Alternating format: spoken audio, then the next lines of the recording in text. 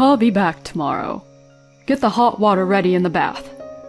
This is what my husband, who disappeared 3 years ago, told me when he called me for the first time in a long time. Without warning, he left me the divorce papers and disappeared with his mistress. How much do you think I was hurt that day 3 years ago? I can't believe the nerve of my husband to contact me with impunity. But I am different from that time. I get it. Stifling my anger, I calmly replied and hung up the phone. I can't wait to see what my husband will look like when he gets home. I hope he'll feel the same way I did then. Suck it up. I am Mary, 30 years old, and I have an office job. I met my husband Dean through a social networking site. It all started when I found out on there that Dean was hosting a meetup for fans of my favorite band, and I contacted him. The band was not that famous, and all the people around me had never even heard of them. I had always attended gigs alone and had been looking for someone to talk to. The place where the meetup was to be held was close to my house, so I contacted him on the spur of the moment. Dean returned my message very politely and even gave me directions to the location of the meetup. Dean, the moderator on the day of the meetup, was attentive to all participants and kept the place lively. I was also nervous to attend the event, but thanks to Dean, I was able to enjoy talking with many people. I parted ways at the station with the people I met that day, and we are still good friends. But at the time, Dean and I were the only ones who took the same direction of the train. As we talked, it became clear that Dean was the same age as me, and we had a lot in common. Not only in terms of bands we liked, but also in terms of the music and radio we usually listened to, and the conversation became quite lively. I had never met anyone with such good taste, and I think I was already in love with Dean from this point on. We agreed to meet at the next gig, and I got off the train first as we arrived at the nearest station. I went home and messaged Dean to thank him, and he politely replied again. After that, we had endless conversations and sent messages to each other every day. I had been looking forward to Dean's reply for some time. A month later at a concert, Dean confessed his feelings to me and we decided to go out. I thought it must be my one-sided love, so when he confessed, my face turned red with surprise and happiness. Dean was laughing at me. Every day that I was dating Dean was nothing but happiness. Dean is a very considerate person who would never say anything that would hurt me. I can't tell you how many times he made me cry with surprises because his first priority was to make me happy. I also felt I could do anything for Dean. After a year of dating, we decided to get married, and his proposal came as a surprise. While dining at a restaurant, he suddenly handed me a large bouquet of flowers. And when I accepted the proposal, our mutual friends appeared from the back to congratulate me. I was so happy, I couldn't stop crying. After marriage, Dean and I continued to spend time together as lovers as if nothing had changed. Dean is actively involved in housework despite his busy work schedule and celebrates wedding anniversaries and birthdays in a big way. I was so glad I married this man. I was even a little scared that I should be this happy. However, after 2 years of marriage, Dean gradually began to act strangely. He had always been a busy man at work, but now he had to work overtime and on holidays and travel more than ever. On the worst days when I woke up, he was already gone, and there were days when he would come home in the middle of the night, and we hardly saw each other, even though we lived together. I had been up all night waiting for the band's album to come out so I could listen to it with Dean, but he never came home, and before I knew it, I had fallen asleep on the couch. He didn't have a lot of days off, so I was afraid that he would get sick. Why don't you ask the company for some time off? I had never spoken to Dean about his work before, but once, when he came home late at night because I was worried about his health, I said that to him without thinking much about it. A woman like you shouldn't talk when it comes to my job. The words that came back from Dean were quite cold. This was the first time Dean had ever spoken to me so coldly. Is he too busy at work and stressed out? Dean has since become a different person. Why didn't you have breakfast ready? I once woke up one day to Dean's voice. I thought I had slept too late because it was my day off from work, so I jumped up and looked at the clock, but it was only 5 in the morning. You know, I've been meaning to tell you this for a long time, but seriously, you are a 0 when it comes to being a wife. When I went to the living room, Dean spat that at me and went to work. How unreasonable of him to be angry at me for not having breakfast ready at 5 in the morning. More importantly, I had never dreamed that Dean had thought of such a thing. I also work, and certainly the housework will not be perfect. I was so shocked that I spaced out for a while. Maybe I shouldn't be so busy at work. I knew I would have to work harder than ever at housework and wait for Dean to settle down at work until he was as good as he was when we first got married. I am sure that one day he will return to his former gentle self. I believe that and did everything I could to make the house a peaceful home for Dean when he returned. But no matter what I did, Dean always gave me the cold shoulder. So I tried my best even though I felt like my heart was about to break. One day, while checking Dean's pockets to take his suits to the cleaners, I found a pair of women's earrings. Obviously, it is not mine. The moment I saw the earrings, I was convinced that all of Dean's previous actions had been a lie. He's not busy at work, he's meeting with his affair partner. That's why he's not at home at all. I felt ridiculous and very miserable at the same time for having cared about Dean so much. I stayed up that day waiting for Dean to come home. When Dean came home in the morning, I confronted him with the earrings. "Whose earrings are these? It was in your suit pocket." It is not good to get angry from the beginning and start fighting, so I asked in a calm tone of voice, wanting to discuss the matter properly. Maybe I was thinking too well that Dean would panic and apologize. Oh, it's my girlfriend's earrings. Thank you. I'll give it back tomorrow. Dean was unfazed and tried to take the earrings. I was surprised at Dean's attitude. There was no sign of panic, and Dean spoke as if it was normal that he was having an affair. Huh? You're not going to apologize or anything? Or don't you realize you're doing something wrong? We're married, aren't we? I unintentionally accused Dean in a strong tone. Shut up! That's what I'm trying to say. Can't you see that you're the cause of this? He headed for the bathtub, but of course I had not heated up the water. No wife would heat up the water in the bath and wait to discuss an affair, right? But Dean came to the living room again. Why haven't you heated up the water in the bathtub? You can't even do that? And he blames me. I didn't know what to do anymore. He has no intention of discussing or stopping the affair. There were so many things I wanted to say, but I felt like there was no point in saying them. I couldn't say anything back, and all I could do was cry. I decided to go to my bedroom in silence, crying on my bed, and without me falling asleep, morning came. Dean did not come into the bedroom that night. When I left the bedroom, Dean was already gone in the house. Did he leave in anger? Stunned, I enter the living room and discover something shocking on the table. There already was a divorce document signed by Dean and a short letter he left behind. Goodbye. Sign these and send them out. That was all the letter said. I rushed to contact Dean's phone, but he seemed to refuse my calls, so I couldn't contact him. Is it possible for a couple to quit so easily? Was it wrong that I blamed him? That day I took off work and called my in-laws. However, my in-laws have been calling Dean too, and he is not answering the phone. None of our mutual friends have been able to contact him. I also called Dean's company, and to my surprise, he resigned 2 weeks ago. On second thought, it is also strange to have divorce papers ready in the middle of the night. Perhaps this was planned. As for life after that, I honestly don't remember much. I can no longer listen to the songs of the band I loved so much. I could no longer go to work and took a leave of absence. The emotional scars did not heal easily, and I was unable to leave the house for many months. My mother, who was worried about me, came to my house and agreed to stay with me for a while. 3 years later, I was finally able to return to my normal life.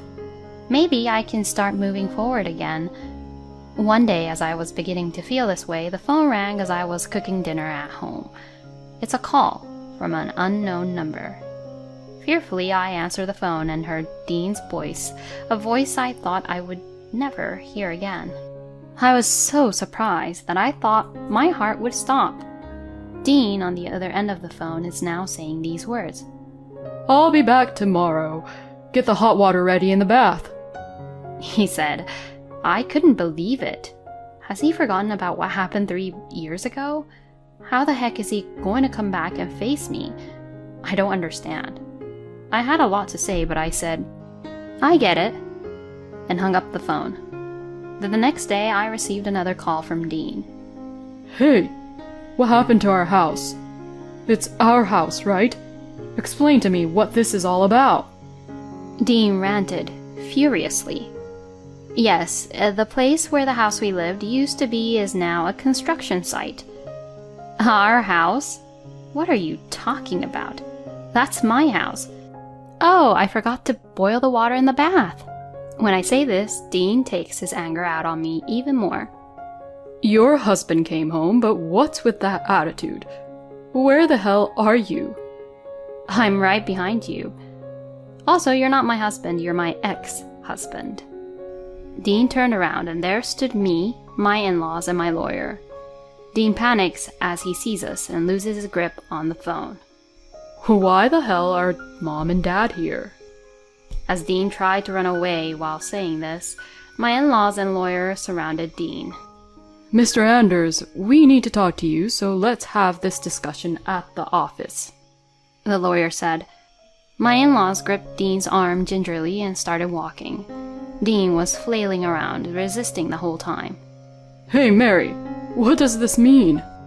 He shouted at me, but I ignored him. Dad, Mom, you're not on my side?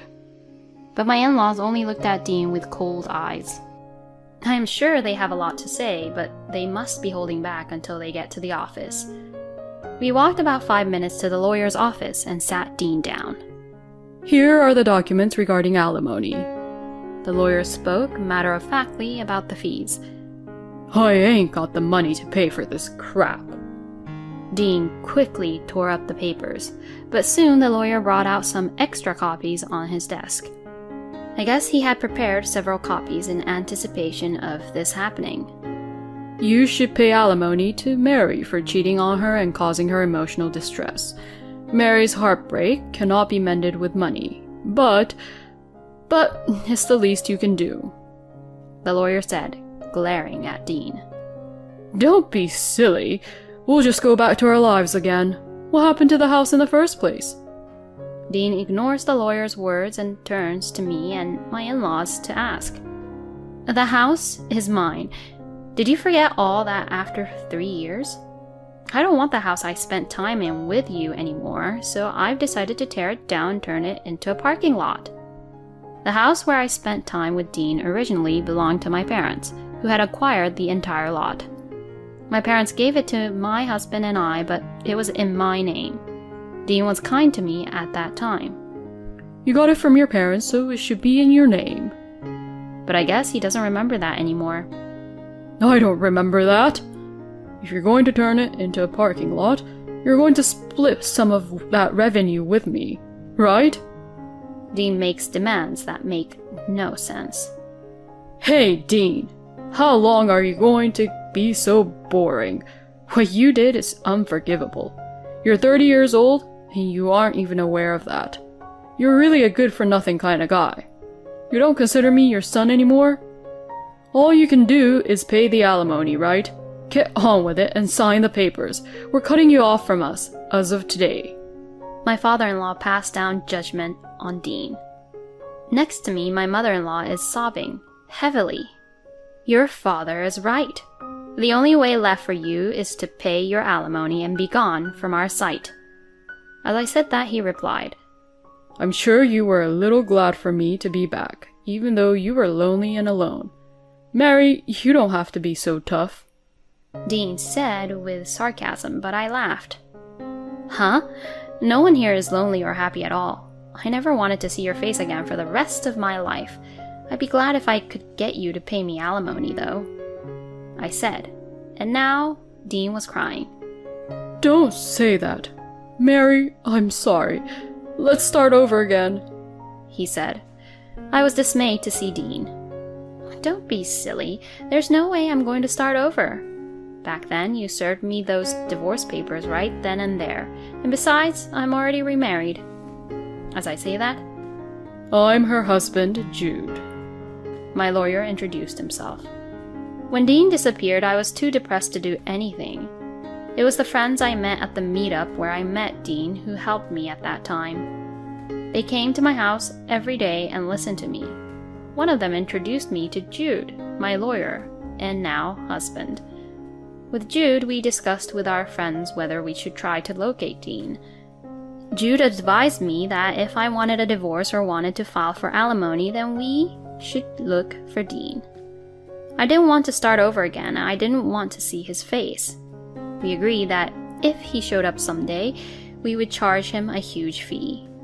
It was also Jude who advised me to turn the house I lived in with Dean into a parking lot. Jude advised me as a lawyer, but also provided emotional support. After several meals with friends, he and I became friends and decided to go out with each other. And we just got married a few months ago. Huh? Remarried? So what am I supposed to do? Dean started ranting like a child. I don't know. You brought this upon yourself. Why don't you just sign the papers and go to your beloved mistress? I said, and Dean threw his hands up in defeat and signed the document begrudgingly. Come on, can we please just split it up? Dean looked at me, his voice strained. No one is going to do you any favors, right? Make sure you pay her on time. Before I could answer, my father-in-law threatened Dean, and Dean took his bag and ran from the office as if to escape. After Dean was gone, my in-laws bowed deeply and apologized. Until he pays the alimony properly, I will take the responsibility as a parent. Mary, I am so sorry for the long wait. Jude then responded. Now that he has already signed the paperwork, I'll do what I can to make sure he pays. So, thank you for your time today. Dean gave us the runaround at first, but Jude firmly made him pay in a lump sum. According to Jude, Dean has no savings at all, and he has to make do with a day job to make ends meet. The alimony was paid with a loan. He had been living like a pimp after he left that day. The affair was with a woman who seemed to have very good money, and he was completely spoiled. However, Dean was not willing to work at all, and the woman got fed up with him and kicked him out of the house. Dean, who had not worked for a long time and had no savings, seemed to be walking aimlessly on the street and came up with the idea of coming back to me. He probably thought he could use me in such a convenient way. I think I was able to fight Dean because Jude was next to me, and I am stronger than I was then. After the fee was paid, I blocked any communication from Dean. I don't know what he is doing anymore. Jude and I are enjoying our honeymoon. Jude doesn't say anything if my housework isn't perfect. It's okay to get better at it, little by little.